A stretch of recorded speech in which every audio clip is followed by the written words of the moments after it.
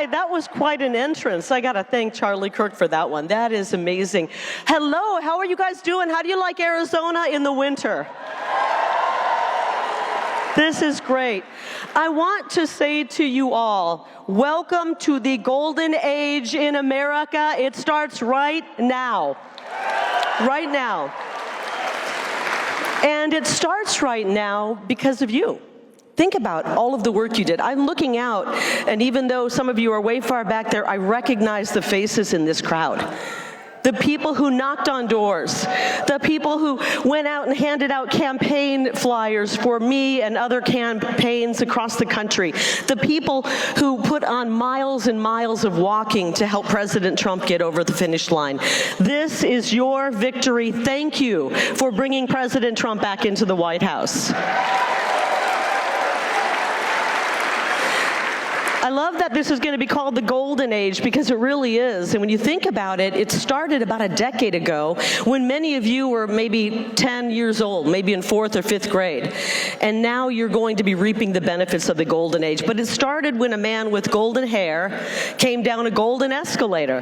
How many of you remember that in the summer of 2015? And now it's culminated to what we've been waiting for all of this time. It's culminated into we will no longer see a two-tier justice system anymore in America under the golden era. We will no longer see a weaponized government going after we the people in the golden era. And we will no longer see open borders in the golden era. I think you're all happy about that. And you think about what President Trump has accomplished. He has literally brought down all of the obstructionists. He brought down the fake news media. He revealed what they're all about. He brought down the obstructionists in Washington, D.C. Now, the bad news is we still have a few obstructionists. Have we seen that in the last week or so? And unfortunately, some of them are right here in our own party. And I hate to say that. I wish we could say all of the trouble was over with the Democrats, but we've seen how a few people with R's behind their name are trying to actually hurt we the people as we go into this next era where America First policies are going to be implemented to make our life better once again. And we need to bring down those obstructionists and help President Trump. Are you up for that? I think about what has happened in just the last week, how much has been revealed in the last week in Washington, D.C. Did you guys vote because you want President Trump's America First policies to be brought forth in this country? Is that what you voted for? Did you vote to make America great again? Okay, I thought so. So we need to make sure that those obstructionists, whether they have a D behind their name or an R, are not going to stop we the people, because President Trump is giving we the people back our government, and we're not going to let them stop him, right? I think back to when I was running for governor. And one of the weak people that I ran against was interviewed many, many months after that race. And I'm going to read the quote. He said, "Opposing Kari Lake is a suicide mission. She doesn't run to win, she runs to destroy." And well, we got to win because they're trying to destroy our country. So we've got to win no matter what. And that means when President Trump is going there to implement his policies, we must destroy any person who is trying to stop those policies from making their way into our lives. Are you up for that? Good. And when I say destroy, I'm not talking about violence. I'm talking about with our strong voice and our vote. We proved that in this election. We made it too big to rig for President Trump. We proved that. We saw it this week when many of you got on the phone and started calling your lawmakers and your congressmen and said, "What the hell is going on? What are you thinking?" We need to use the same energy that we've used for the last couple of years to make sure that in the next 4 years, we make America great again. Okay? I think about how we want to take a little bit of time off, right? It's tempting because we work so hard. How many of you, just a show of hand, knocked doors, got involved, chased ballots? Let me see a show of hands. Keep them up. You guys are heroes. You guys are heroes. And I want to see you take that same energy that you did when you in Arizona went out in 115-degree heat and knocked on 500 doors in one weekend, and I want to take that same energy. That's how we're going to defeat the obstructionists who are going to try to stop President Trump. Because the work is really just starting now. It's just starting now, and while we are here to celebrate this huge victory of President Trump getting into the White House, we have to realize that the work is just beginning, and he can't do it alone. It's going to take him with his muscle, and that's all of you, to make sure that we truly make America great again. I know you're up for it.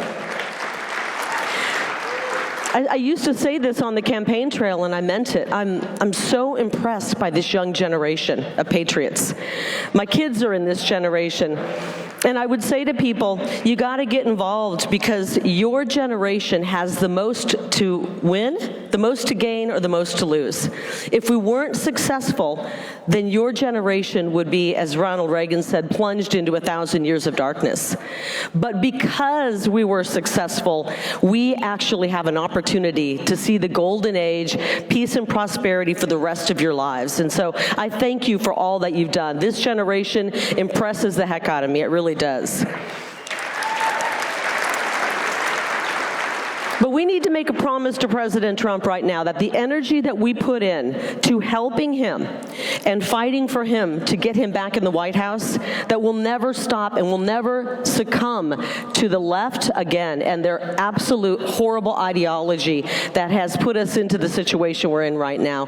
Can you make that promise to President Trump that you will get out there and stay involved in his presidency and in this administration, whether it's volunteering, getting involved, or working for the administration? Are you guys up for that? That's awesome.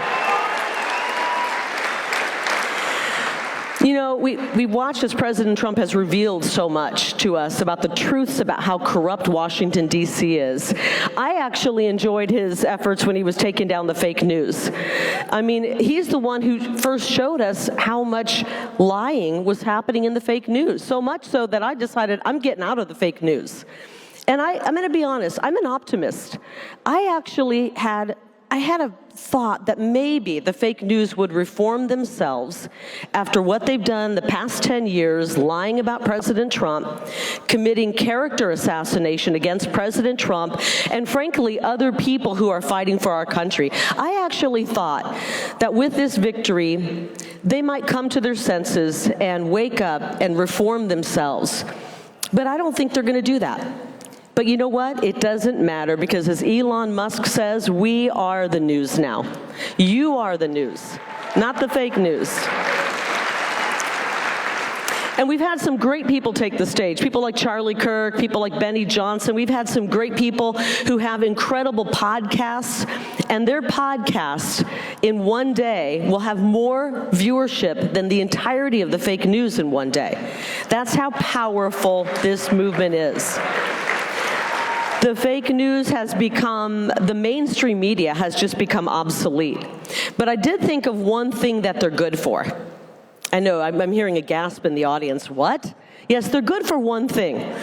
They're kind of like a barometer. If you see the fake news attacking someone, what you should do is say, I got to support that person, right? When they attacked President Trump, relentlessly lying about him, it only made people want to support him more and more. When they attack great fighters like Eli Crane here in Arizona, that just makes me want to support him more and more. And I've always said, whoever the fake news is the loudest and attacking the most, that's who we need to get behind. So they're good for telling us really who the good guys are. The fake news is good for telling us who the good guys are. So keep that in mind if you do ever find yourself watching them. There's so much history that's going to be made in the next 4 years. Can you even, do you lay awake at night just so excited about what is coming in the next 4 years? I can't be the only one. I can't be the only one.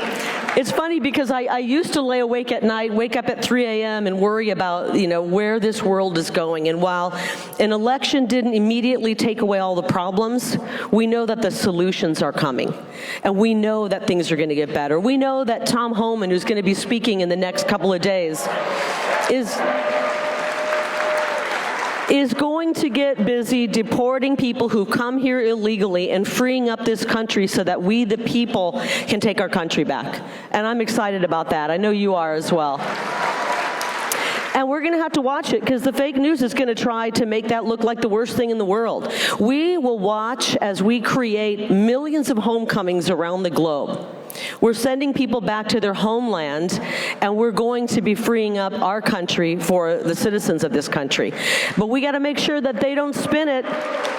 They're going to try to spin it, and they're going to try to make it look like the worst thing in the world. I see it as human beings heading back to their homeland. They will go there and make their homeland better, and we will make our homeland better. And so I'm excited for people like Tom Homan. And we're going to have to push back when the fake news tries to take everything President Trump is going to try to do to make our country great, and they're going to try to spin it in the opposite way. That's when we have to stand up and be that voice and be the media and get out on social media and push back against that narrative, because that narrative is a false narrative. We know the truth. That truth is President Trump will make America great again.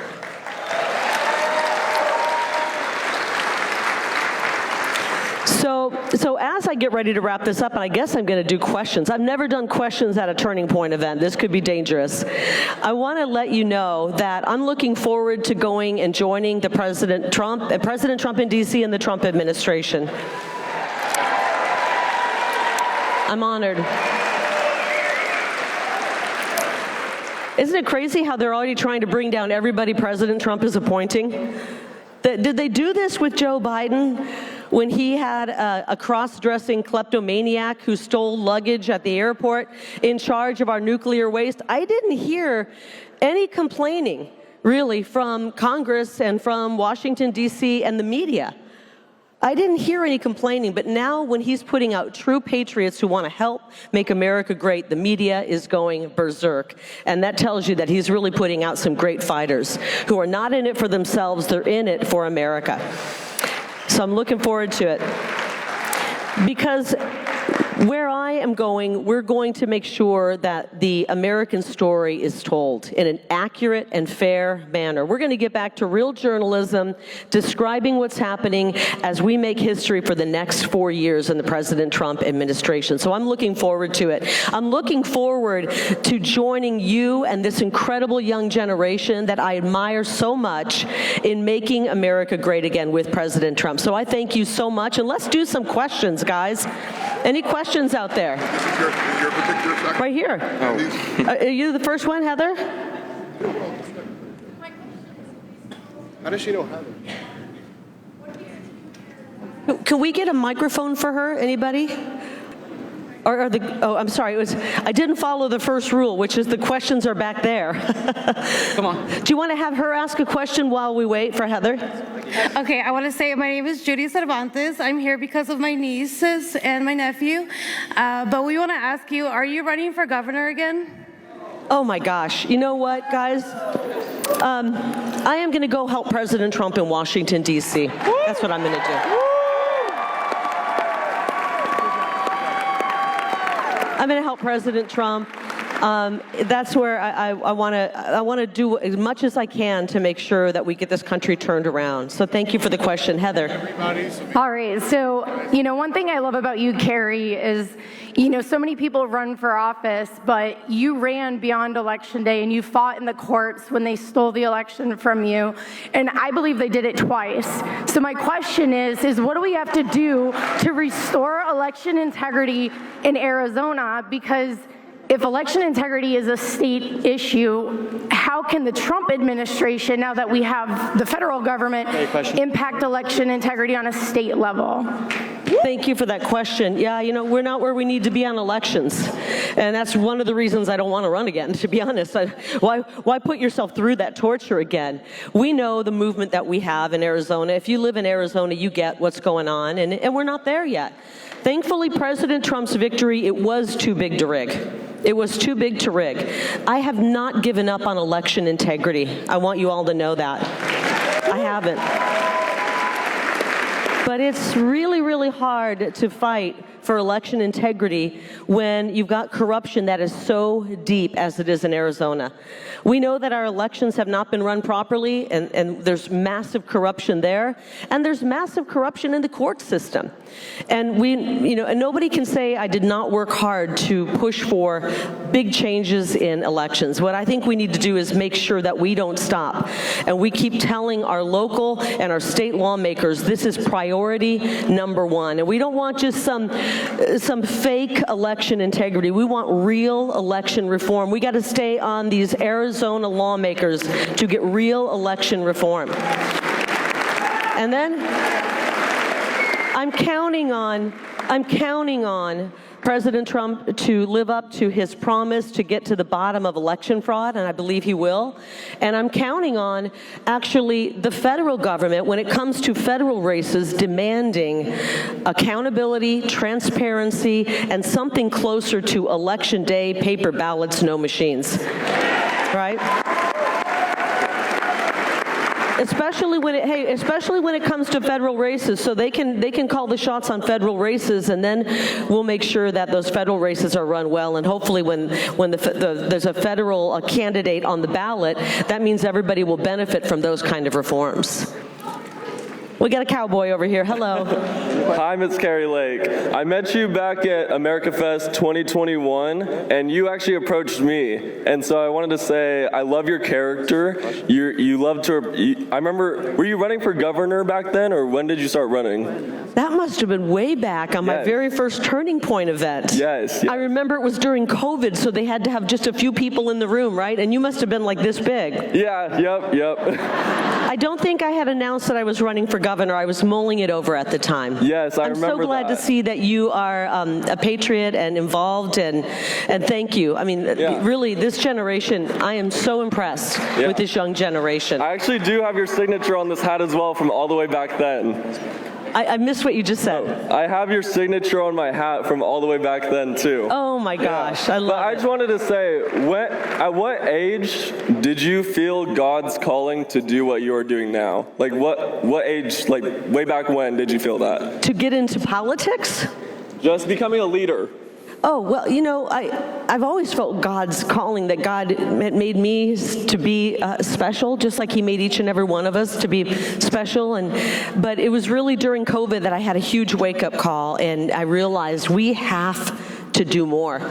We can't sit silent. As painful as it is to be canceled and have the media attack you, and to, just what we've all been going through since then, if we don't stand up and step into that thing that we're afraid of, whether it was getting called out, being canceled, running for office, if we don't stand out and step into our fear, we'll never overcome our fear, and we'll never save our country. So I think for a lot of people, COVID was a big wake-up call. That's when I felt God urging me and pushing me into a different direction in my life. And it has not been easy, but I would not change a thing. And if, I'm out of time now, but if the powers that be, the corrupt powers that be, think that I'm going away, I'm going to disappear because of the hijinks they've been up to, I'm never going away. I'm never going away. We're going to keep fighting. We're going to keep fighting for America. We're going to keep fighting for Arizona. We're going to keep fighting for this young generation. And together we're going to save America and save the world. God bless you, Turning Point. Thank you, Charlie and Tyler. And I love all of you very much. Thank you so much.